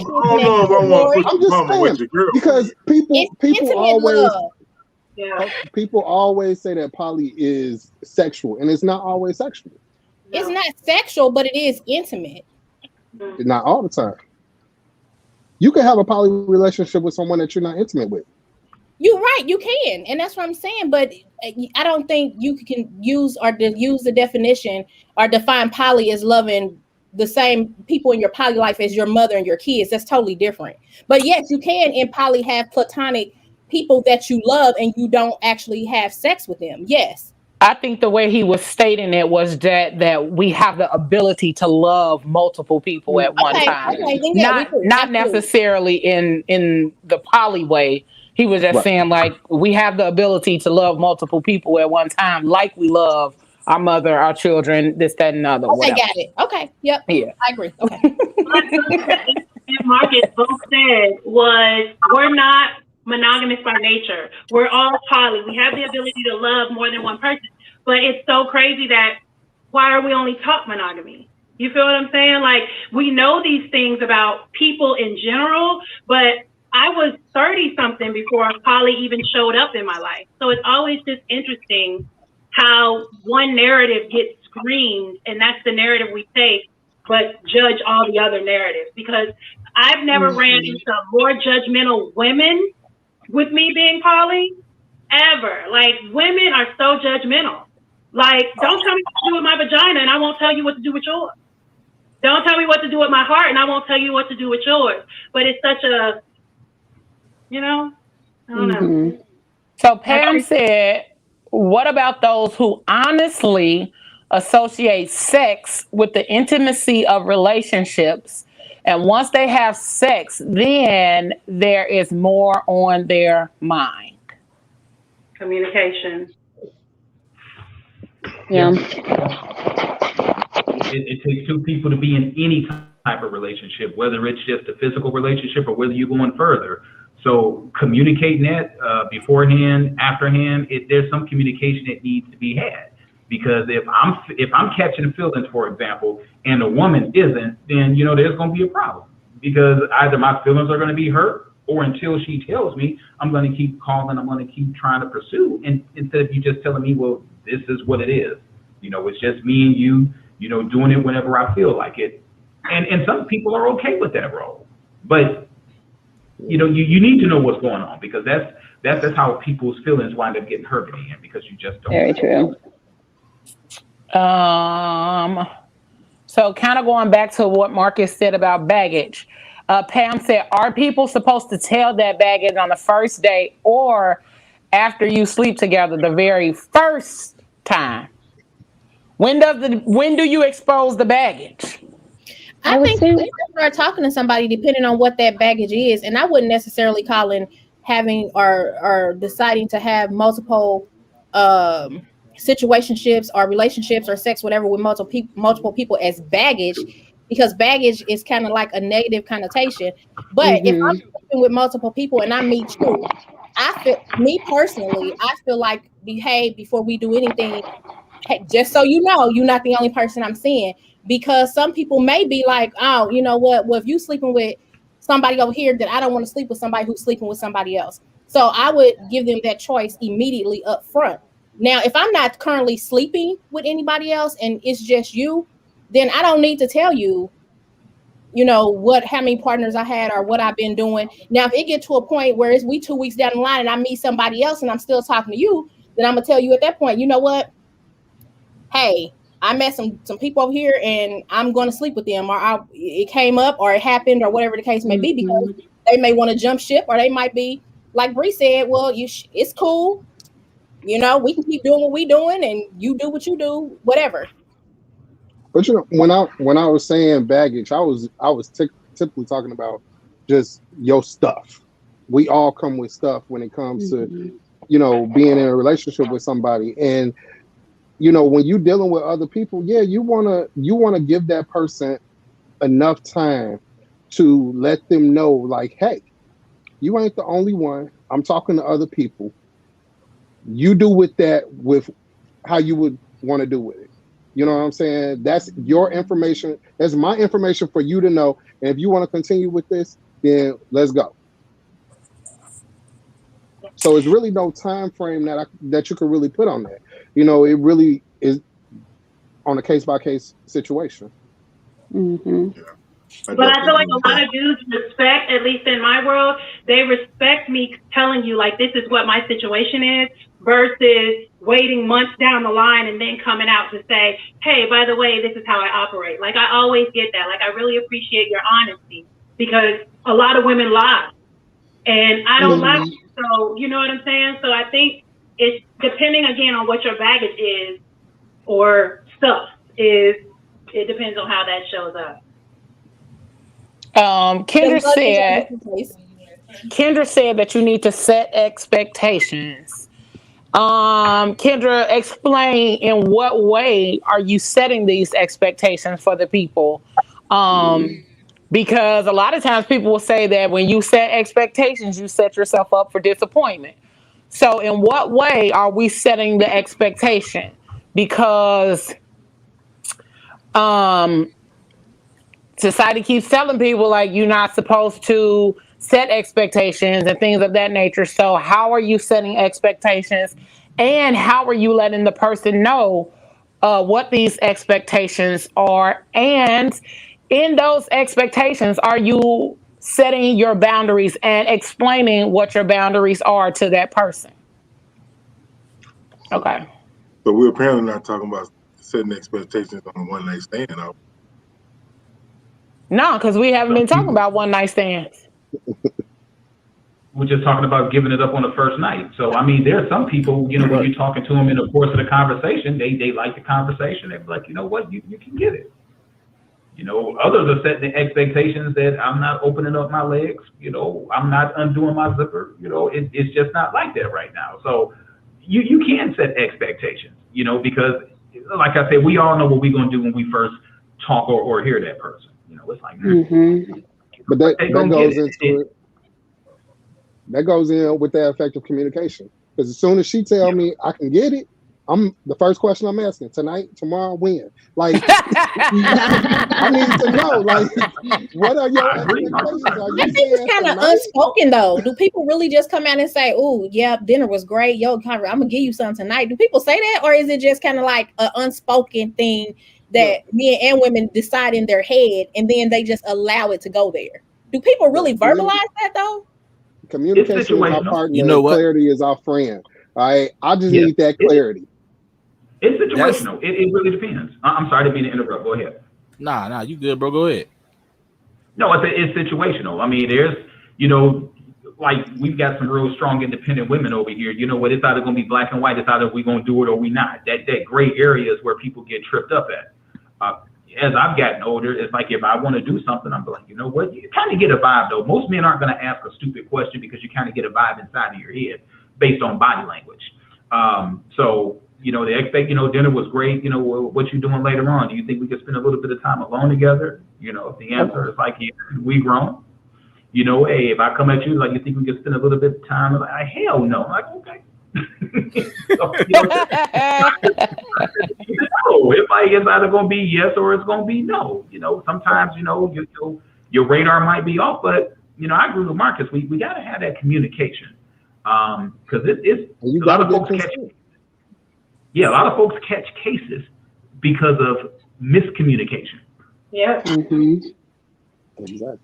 Got to get that consent. Yeah, Michelle said you're just hoping the chemistry is strong enough afterwards to continue communication afterwards. So you got to just hope. This nigga picture. I've got a question, and I've been dying to know this because most of the time after, you know, the sexual experience, usually I call.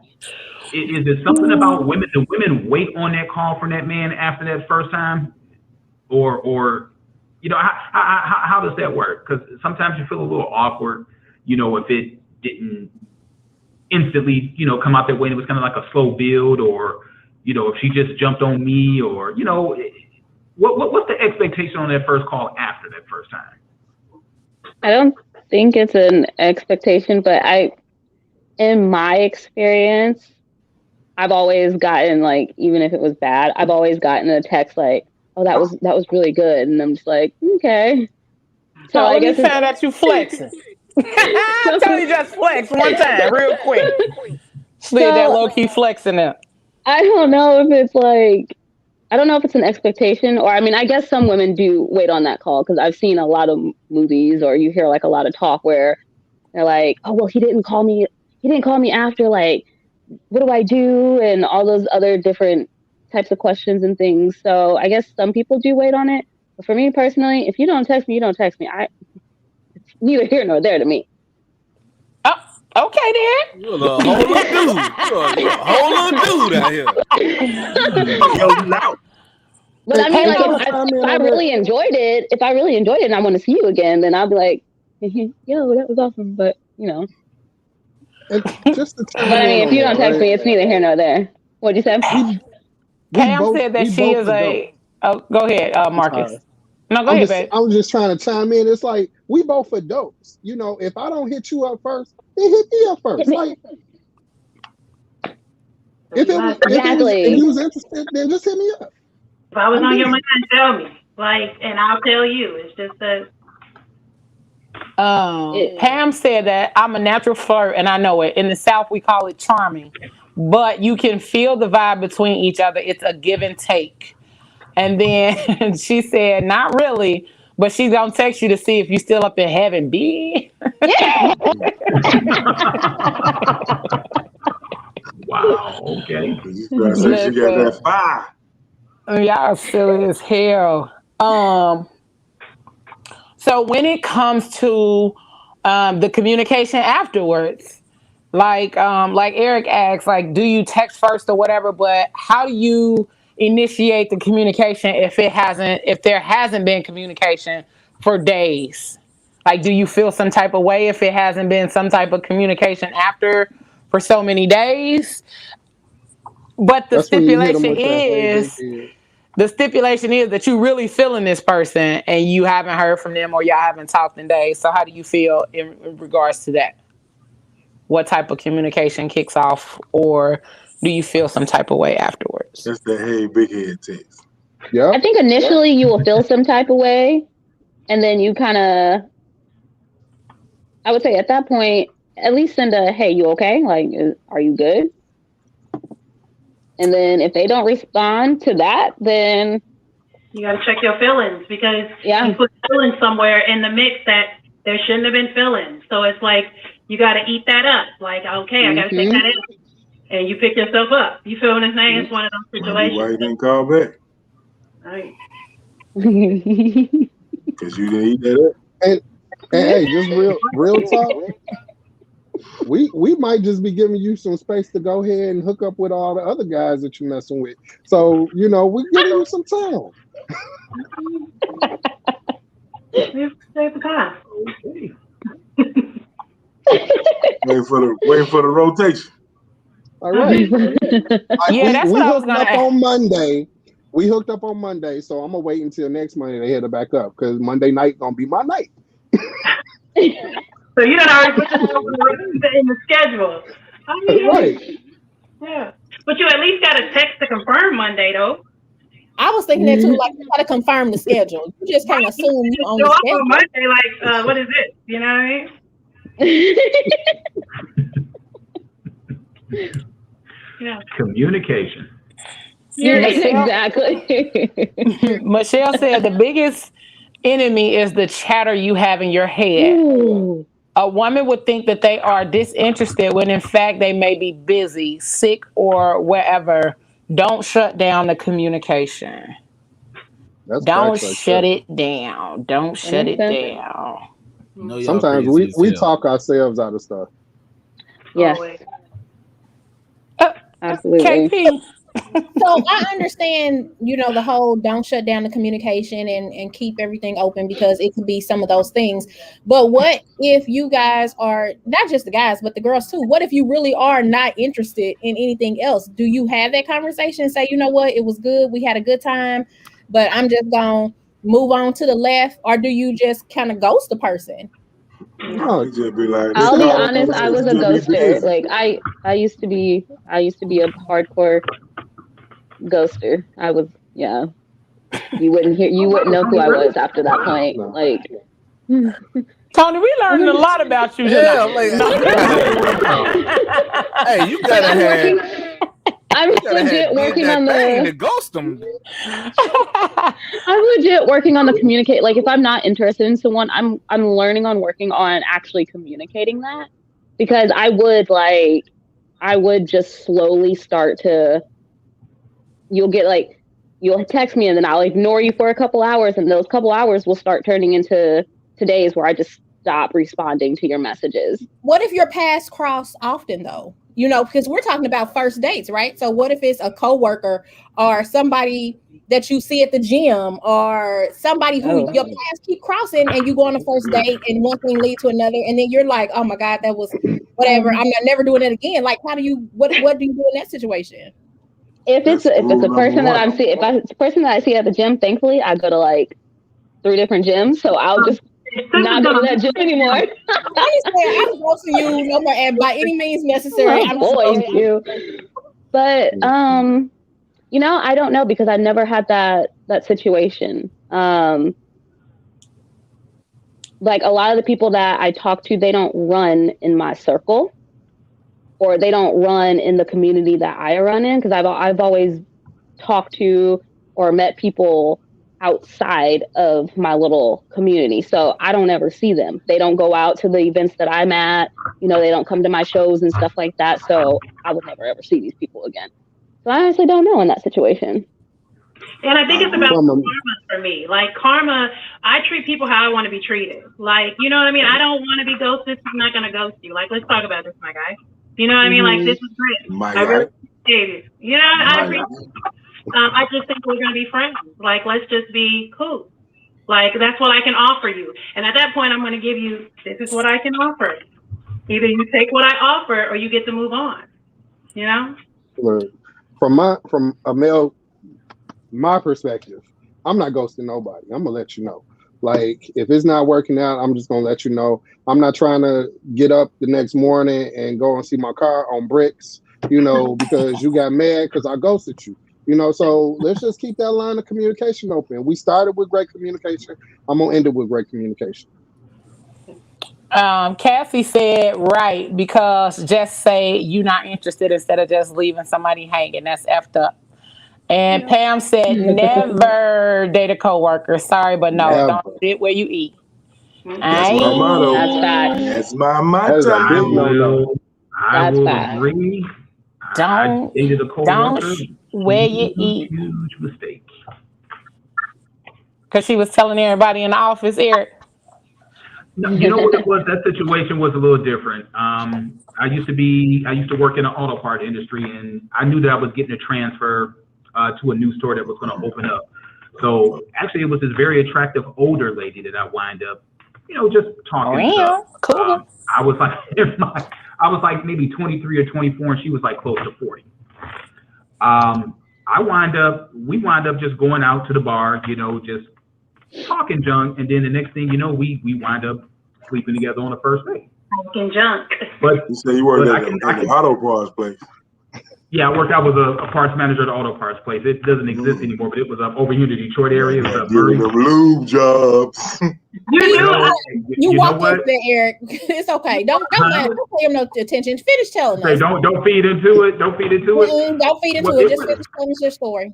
Well, it was one of those situations where we did it. You know, she had just came up off of a marriage. You know, I was just out there. You know, I was single, no kids, lots of money. I was out there doing me. But I can tell you one thing though, sometimes those first time experiences are scary, because when you come across somebody that teaches you something, for me that was awkward, because she taught me some stuff that I didn't know, and I felt awkward calling her. So she finally had to call me after a couple of days, and she was asking like, so was there something wrong? And I'm like, no. She was like, well, I didn't hear from you. And then I just told her, like, look, you put me up on some stuff that I didn't know about. And to be honest with you, it kind of freaked me out a little bit, but I want you to teach me some more stuff. Thank you. So yeah, like I said, she taught me some stuff that I definitely passed on to some other people, you know, as I, you know, moved on to other relationships. But yeah, sometimes preach one, teach one, huh, Eric? Yeah, you can be scared sometimes because you was taught something and you're like, damn, I thought I knew something. It turns out I didn't know shit till I messed around with her. Student is the teacher. Just sucking your young thumb in the corner. Miss Martha did her thing. Man, I was curled up like a rape victim that was like in a corner you see on the TV shows, like with the thumb in the mouth. But but I mean, you know what? Sometimes those first time experiences are scary and you don't know how to respond. I did. But Eric, once you reflected on it, it was an amazing experience, wasn't it? Man, it was. There are things that I was taught that I use till this day. What? They'd be like, I'm gonna make you suck your thumb. I'd be like, please and thank you. Yeah, well, that was the last time that happened, because after that, I didn't want to be outmatched like that no more, because it was crazy. You know, it's like there's something. It was. It's like it was crazy. I did not want to be overmatched like that, and I'll be man enough to admit that. Yeah, I was overmatched. And I was like, shit. So, you know what? Set the expectation. Said, yeah, we were just messing around, but shit, the expectation was there was going to be something learned new every experience. Hey. And so no, go ahead. No, I'm sorry, go ahead, you had a question. I was gonna read Pam's comment. She said many people don't realize that they are simply meeting a person's representative the first few months, and that means you don't always know their crazy quotient. We speak about communication as if both people are mature. Whether you ghost or not, some still bust the windows out of your car. So what I would like to know is, how do you move after you realize the real person as opposed to their representative? How do you know that that's really not that person's representative? Yeah, I agree. At this point, I'm too old to be trying to have somebody stand in for me. It's like I'll be 50 in a couple of days, and I you know what? This is me. This is who I am, and this is what you're going to get from me. So you either are going to accept it or you're not. I'm pretty black and white with mine. I don't have time for that stuff. I've got other things to invest my time rather than playing games. So we either are going to just be cool. We're going to be friends. We're going to be, you know, intimate every so often, or, you know, if it ain't good for both of us, then it's good for neither one of us. So I don't have time for that. That's a good one. You got to deal with a person for a minute to even know if that was their representative or not, though. You know what I'm saying? Exactly. And like, you don't know that it's their representative until they switch up. They done switched up on your ass. Now you like, oh shit, that motherfucker who you was in the beginning was not the motherfucker who you are for real. And that's why the crazy chicks are a little easier to deal with, because you know they batshit crazy. You don't have to get because they come in the door crazy. You're trying to get to know exactly. You're trying to get to know that other side of their personality. But if they tell you that they're crazy, believe them at their word. They about to hit your ass with that Byron.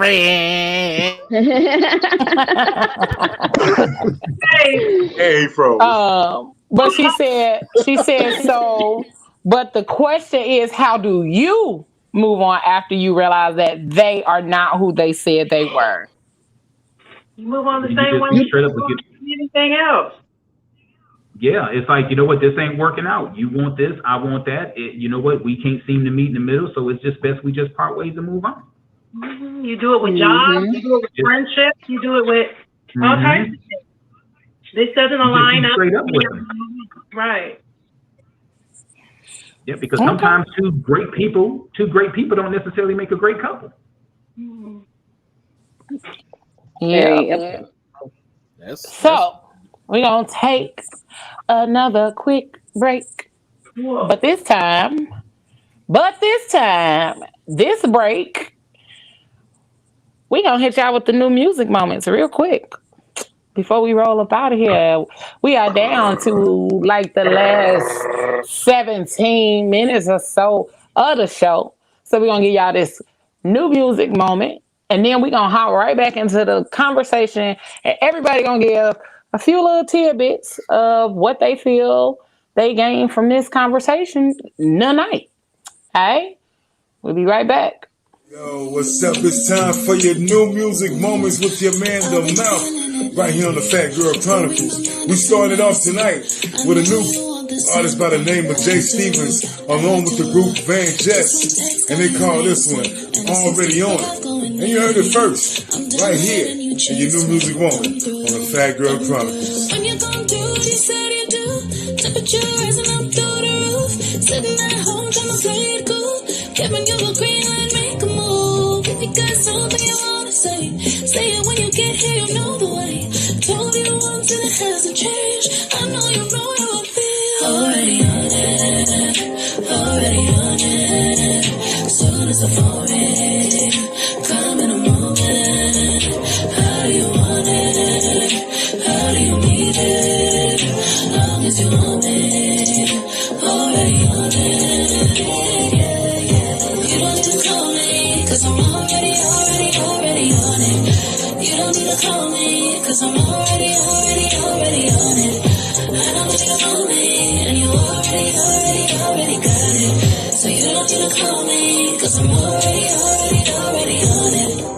Yes, indeed. That was already on it. Jay Stevenson with the group Van Jess. That's a great combo right there. Now he's back with another single, My Guy, Your Guy, The Honest Guy. And he calls this one, Let's Get Blown. And you heard it first, right here with your man in the mouth on the Phat Girl Chronicles podcast. New music moment. I stay cool in my t-shirt. Ain't got no time for no regrets.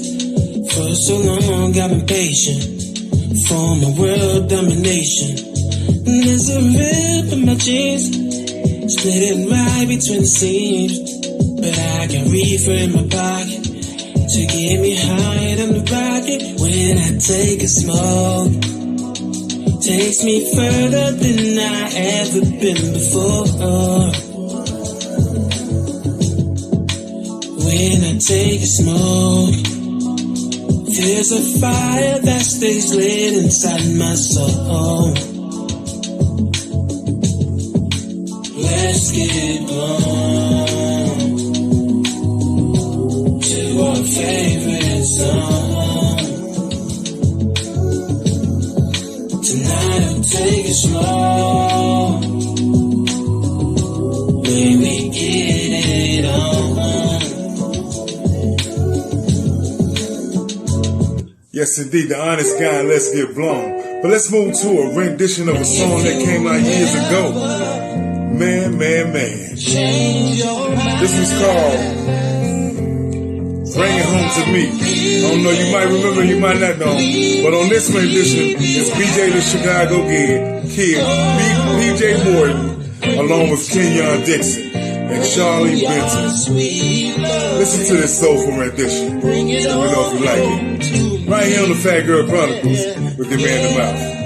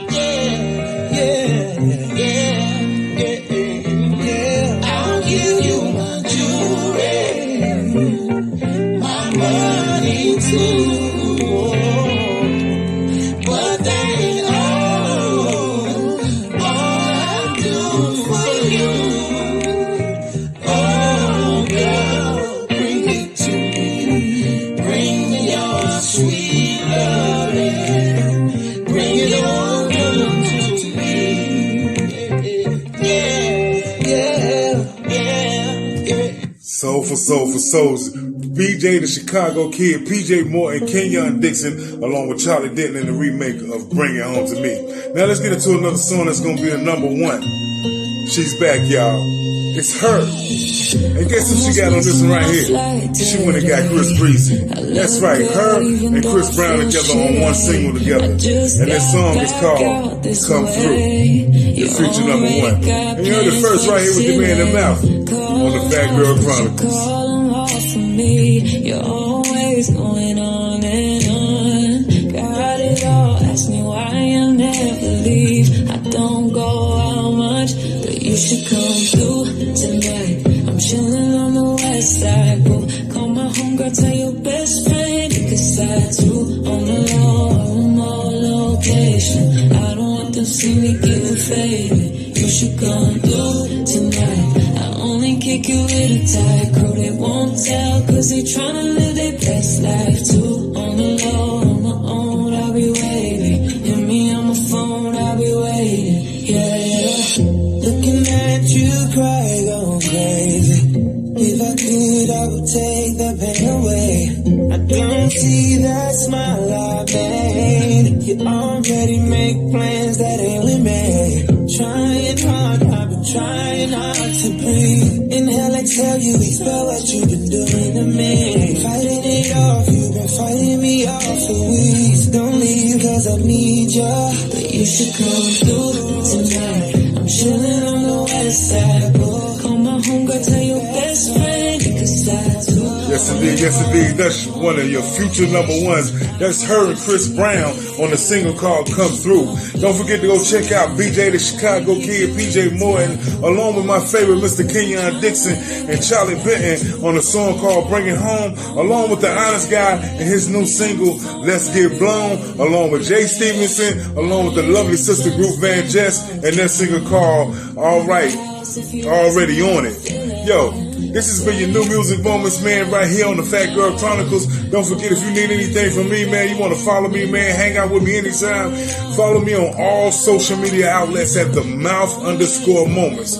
It's real simple, @the_mouth_moments. And if you got any questions or anything, man, I'm right here all the time, every Tuesday, the Phat Girl Chronicles. Hit me up at the Phat Girl Chronicles podcast, at the Phat Girl Chronicles @gmail.com. It's your man, The Mouth, and your New Music Moments, and I'm out. Hey. Look at him. I cannot. That Come Through is definitely a vibe. That's a number one. That's a number one. I love that song. Right there. That's gonna be a number one. Mark my words. That's gonna be a number one. I believe it. Both of them on that. That's heck yeah. That's a good thing right there. So we about 10 minutes to the end of the show. So, first and foremost, we want to thank Eric from the Ear Hustle Podcast for being on here. And we want to thank Marcus for hopping in on the second hour to give his insight and input on tonight's topic. We thank you guys so much for being here. Appreciate Eric, you too, my bro. Can you give everybody the information for the Ear Hustling Podcast, how they can tune in to you guys, and what days you guys go live? We go live every Thursday, and you can look us up. Well, we've got, and I'll post a link probably after the show, but we're on all of the social media platforms. We're on Facebook, YouTube.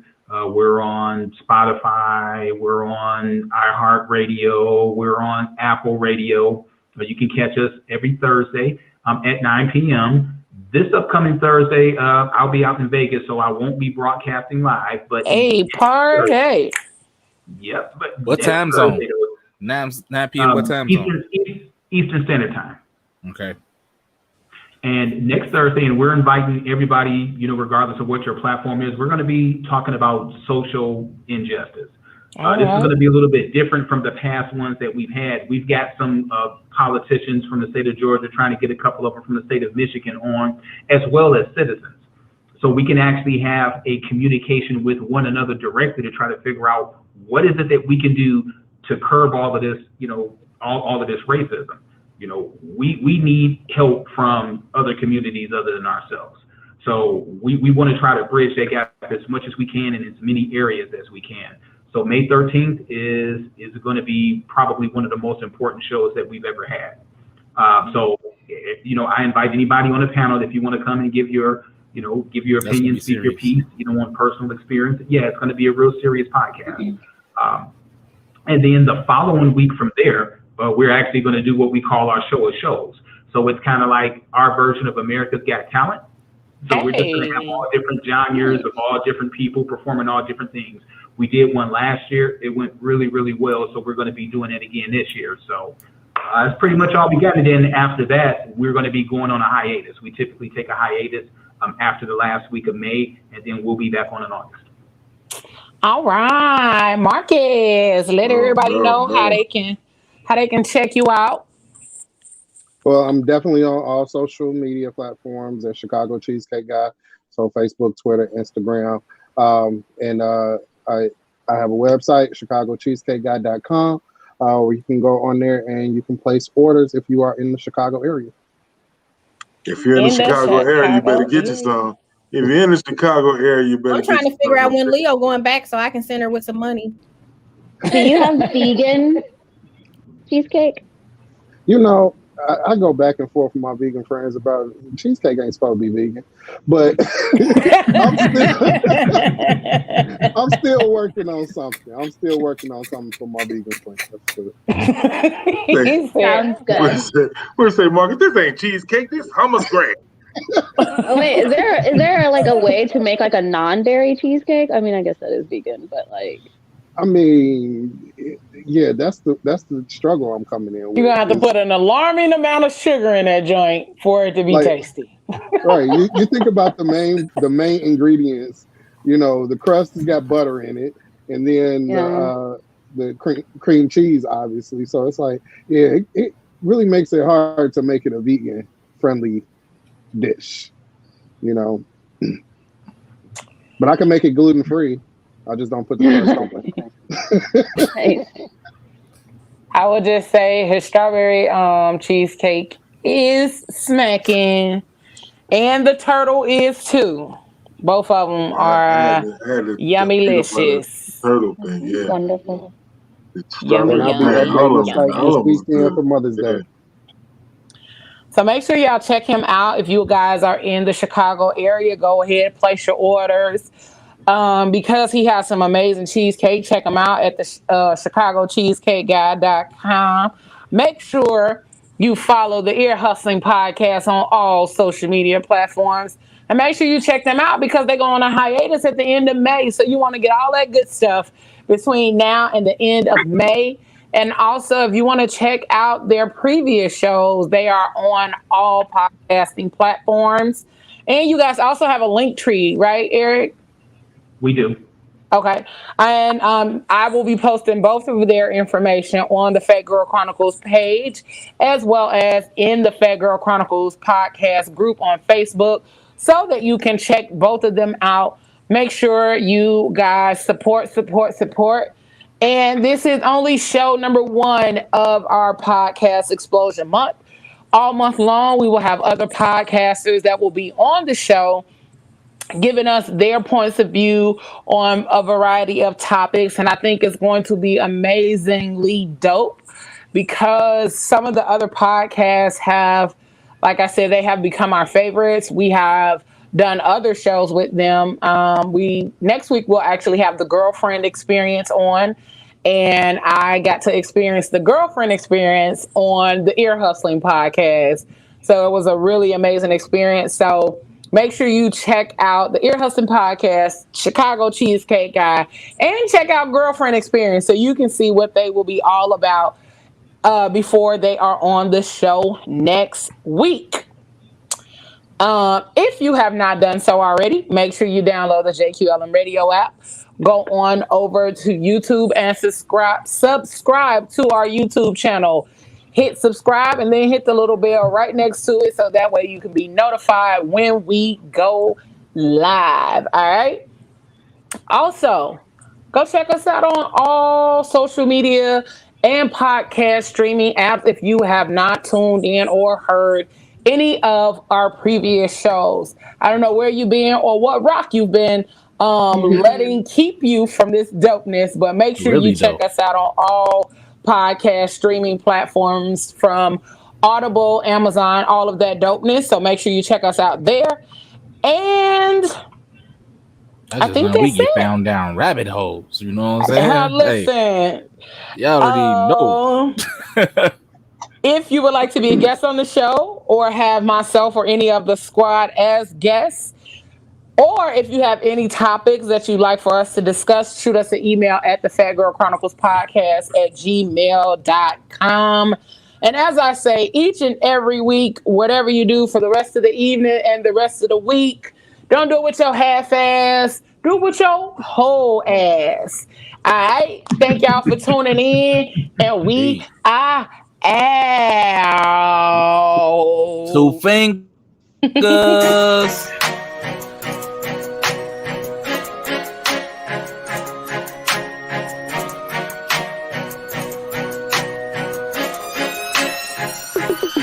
It's been a long and winding road, not to this point, but here I am. And I won't stop until my soul can't take no more, until I drop in, that's my plan. But until then, I'm grinding, I'm working.